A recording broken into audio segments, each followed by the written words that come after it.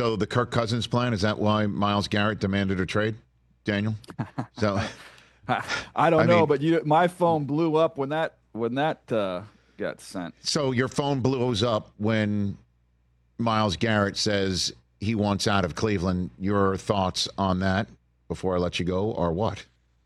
I personally, and I know they've said, Andrew Berry has said, we're not moving him. I think Myles Garrett did them a huge, huge favor because I do think it's in their best interest to trade him.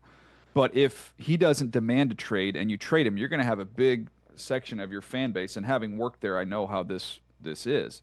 In Cleveland, because the team success hasn't been there, they're very attached to their guys. And they can say, look, Joe Thomas was here from start to finish. He's our guy, and he's going straight into the Hall of Fame. And maybe our teams weren't all that great, but he's our guy. Like that's what we're going to hold on to. And Myles Garrett the same way.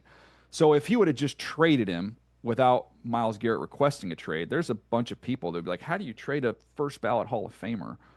It's all it's kind of all we got here. We have our stars, and he's one of those. Now you can just say, look, we would have kept. He didn't want to be here. So at that point in time, this allows you to start collecting assets for the future, and kind of have a little reset period here, because you can look at it and say he is an unbelievable player, but when you don't have the quarterback, to some degree, it doesn't even matter. So I tend to believe, I think that their quarterback is in the 26th draft. And I would be doing everything I could, to get as many resources in 26 and 27, which would allow me to get that accomplished. And also I wouldn't be, opposed to them even trading down in this draft to get more resources for the future. But that's where I am. So what do you think the cost is going to be? What is Andrew Berry going to demand now that you think that Myles Garrett is taking the pressure off of him by saying, I want out? What do you think? I think you get 2 1s. And then, maybe there's maybe if it's a team that's picking in the back of the first round, maybe it's, this year's one, next year's one, plus a little something extra, maybe a player, another pick.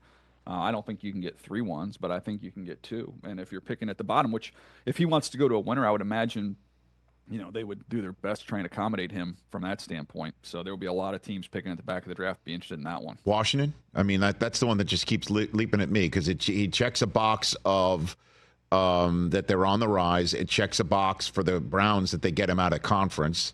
Detroit obviously checks that box too.